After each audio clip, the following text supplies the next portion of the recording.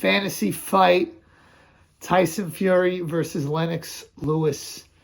I guess this would have to be a prime Lennox Lewis, so we'll say like the 97 to like 2001, that era, 99, maybe 2000 Lennox Lewis versus Tyson Fury. I guess now, really, to me, he's in his prime now. I don't see why not.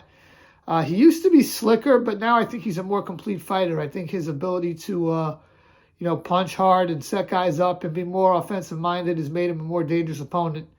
And since he's been with Sugar Hill Stewart, he has had 4 knockouts, right? Wilder, White, and now Chisora. So, 4 for 4 in the KOs. Now, Sugar Hill Stewart, that's an interesting name. Why?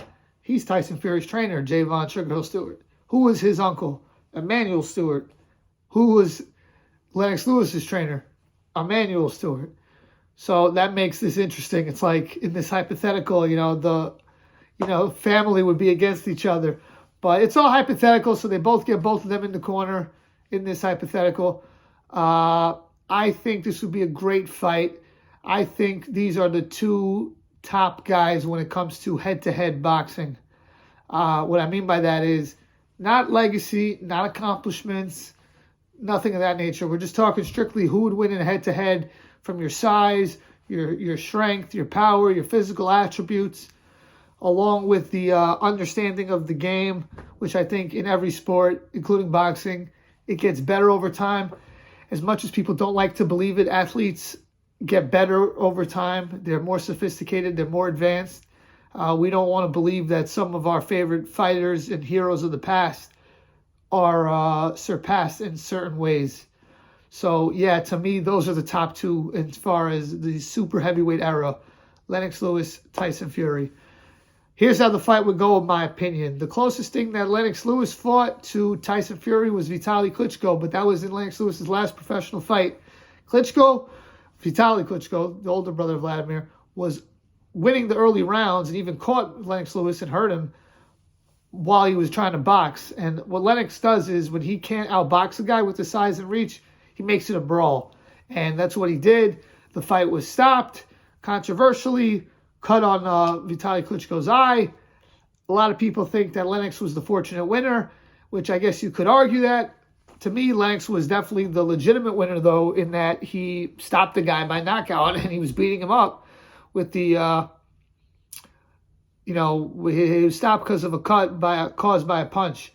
Lennox Lewis got the whole package, can box, can slug, has knockout power, could fight on the inside if he has to, was dirty, had the uppercut, which I think versus Tyson Fury, if he's doing all that mauling, would definitely be effective. I think that Vitaly Klitschko had a better chin than Fury, so I think he was a little bit more durable than Fury. But he had probably less power than even Fury has, and obviously his defense wasn't as good. Now, conversely, who's the closest thing that Tyson Fury fought to Lennox Lewis? I guess you'd have to say Deontay Wilder. Now, Deontay Wilder, knockout power, greatest knockout power in the history of boxing. Lennox Lewis does not have that level of knockout power, but no one does. But Lennox is probably a top 5, maybe 10 puncher of all time. Probably. I mean, I don't know. Probably he's close in the top, definitely close to the top 5. Let's just say top 10 to be conservative. But the difference between Lennox Lewis and Deontay Wilder is Lennox Lewis was much better defensively. Lennox Lewis was a lot more well-varied. He had a much better jab. He had an uppercut, which Wilder does not have. Not really a big left hook guy, Lennox, either. He had the straight right hand. He had the overhand right. And he was a much better combination puncher and finisher than Deontay Wilder. Here's how I think the fight goes. I think Lennox Lewis and Tyson Fury. I think Tyson Fury's awkwardness and slipperiness at 6'9", 270 could cause Lennox Lewis, who's maybe 6'6", 250-ish, 245-ish, some problems.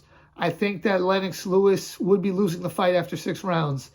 I think that Tyson Fury would land good punches on Lennox. I think Lennox Lewis's chin gets a bad reputation because of his 2 knockout losses to Oliver McCall and Hasim Rahman. But to me, he got up in the Oliver McCall fight. The ref stopped it, maybe a little early, maybe not.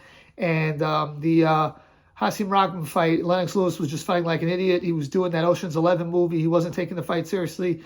He wasn't used to the new altitude and Africa, when they fought that fight in South Africa. And in that last round of that fight, in that, I think it was round 5, I think, or 6, I don't know what round it was, Lennox Lewis was fighting like a complete moron. He thought he was Muhammad Ali because the fight was in South Africa. And he even said the reason why he did the fight in South Africa was because it was, what Ali did when he fought George Foreman.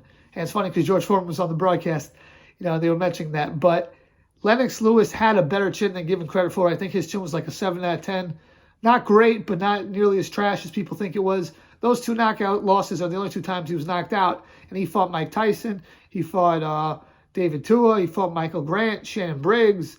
I mean, he fought Razor Ruddock, Frank Bruno. And he took shots from these guys. So I think Lennox Lewis's chin being glass is a little bit overrated.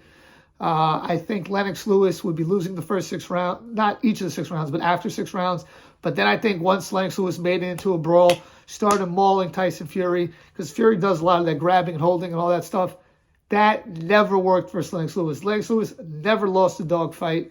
I think Lennox Lewis hurts him and breaks him down, knocks him down. And the difference between Lennox Lewis and Deontay Wilder, which I touched on before, is Lennox Lewis was a great finisher. Deontay Wilder, he's great at knocking you to the ground, but he's not a great finisher. He's kind of like Ernie Shavers in that way, where if he has you on the ground, he doesn't really throw flurries and combination punches and vary his attack. He just tries to land another right hand to do that. He did versus Luis Ortiz a little bit, but he really is only effective with that when you're really hurt and out of it. Tyson Fury, one of the greatest things that he has in his game is his recovery abilities. He's like Muhammad Ali and Larry Holmes in that he could get back up and he could fight like he didn't get knocked down even. He's, a little bit of course, he holds and wears you out, but he's 75% of what he was before he got knocked down, where a lot of guys, they're not even 50. I think this would be a great fight, a great clash of styles, but I think Lennox Lewis stops Tyson Fury in round 9, and he might hit him with that signature uppercut that he hit Vitaly Klitschko with, and he might even be able to get away with holding Fury behind the head.